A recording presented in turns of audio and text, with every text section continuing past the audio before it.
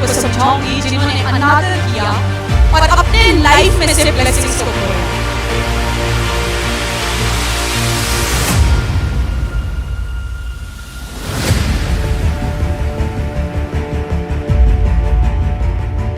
पहला व्यक्ति हम सीखेंगे उत्पत्ति 9:22 में।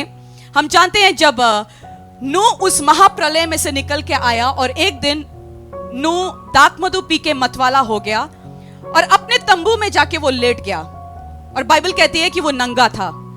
और नूह के जो बच्चे थे, नूह के 3 बेटे थे, उसमें से एक बेटे ने आके देखा कि वो नंगा दाखमधु पी के लेटा हुआ है। वो वापस भाग के गया, अपने भाइयों को बोला कि अरे भैया, आपको पता है कि देखो हमारे पापा तो शराब पी के नंगे लेटे हुए हैं। उसने वहां पे मजाक उड़ाना शुरू किया।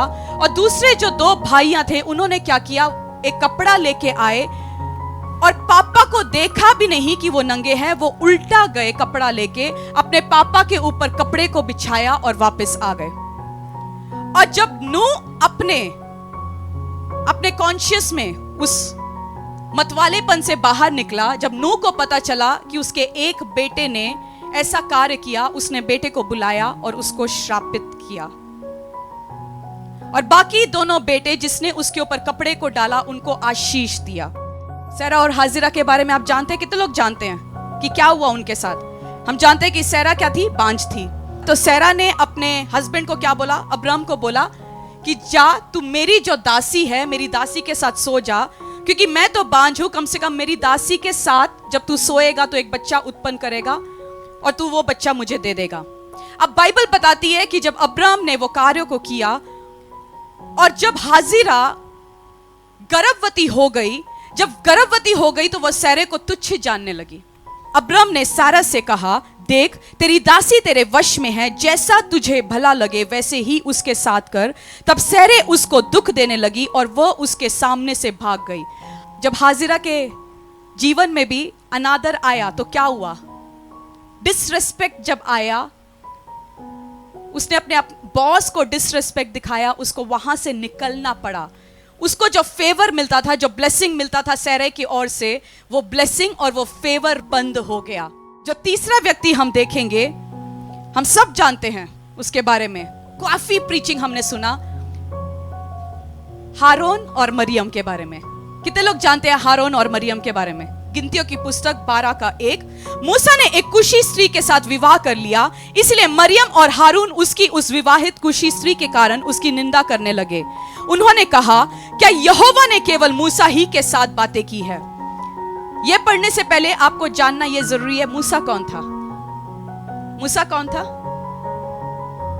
जिसने इजराइलियों को छुड़ाया।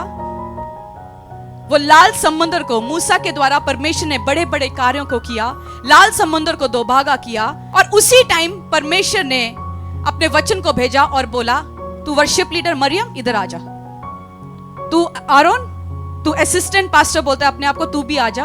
और साथ में मूसा जो सीनियर पास्टर, तीनों को बुला दिया, बोल दिया आ जाओ मेरे तंबू में आ जाओ। अब बोला बताओ तुम्हारे साथ प्रॉब्लम क्या है। और उसी टाइम वचन कहता है, उसी टाइम मरियम के ऊपर कोढ़ उतर आया। तब हारून मूसा से कहने लगा, हारून किससे कहने लगा? अब विनती किससे की? परमेश्वर से या मूसा से? मूसा से विनती क्या की? जब उसने लगा कि मरियम वर्शिप लीडर के ऊपर तो कोढ़ आ गया, अब भला है माफी मांग लो, नहीं तो अगला कोढ़ किस पे आने वाला है? अगला कोढ़ किस पे आने वाला है? हारून के ऊपर।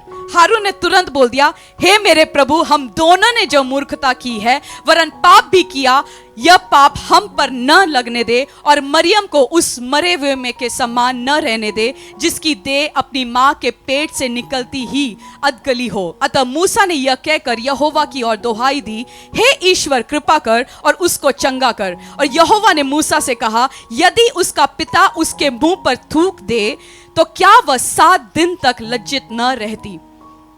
जिसके अगेंस्ट मरियम और हारून बात कर रहे थे, उसी मूसा को परमेश्वर के सामने प्रार्थना करना पड़ा कि परमेश्वर तू इनको माफ कर दे, क्षमा कर दे। एस्थर की किताब में जब आप पढ़ते हैं, जब रानी वष्टी कौन थी? राजा की पत्नी।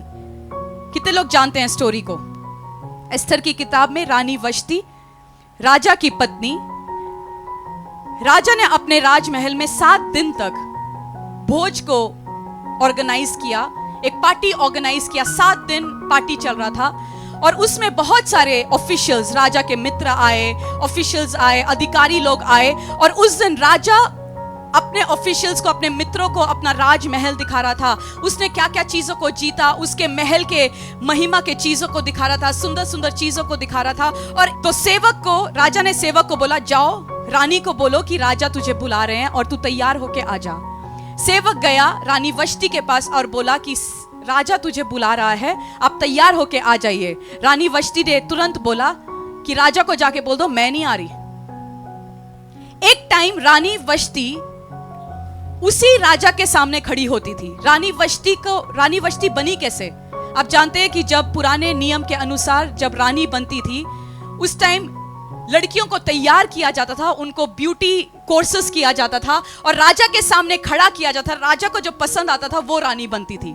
एक टाइम वो तैयार थी राजा के सामने खड़े होने के लिए, पर आज जब उस पोजीशन में आके बैठ गई, उसको क्या लगा, मैं वहां जाके खड़ी हो जाऊंगी तो लोग मुझे तुच्छ जानेंगे। और उसी टाइम राजा ने डिसाइड किया रानी वष्टी को अपने पोजीशन से अलग करने का। राजा ने उसी टाइम बोल दिया कि अब से रानी वष्टी रानी नहीं है और उसके जगह में एस्थर रानी चुनी गई थी। इसके बीच में मैं आपको एक और एडवाइस देना चाहती हूँ। आपकी सुंदरता आपको पोजीशंस पे नहीं लेके जाती, बट आपका आदर आपको पोजीशंस में लेके जाता है। एक जगह तक आप अपने सुंदरताई या अपने टैलेंट या अपने तोड़ों के साथ आप एक पोजीशन तक जरूर पहुंच सकते हैं, परंतु अगर आपको उस पोजीशन से अगले पोजीशन जाना है तो आपको आदर दिखाना पड़ेगा।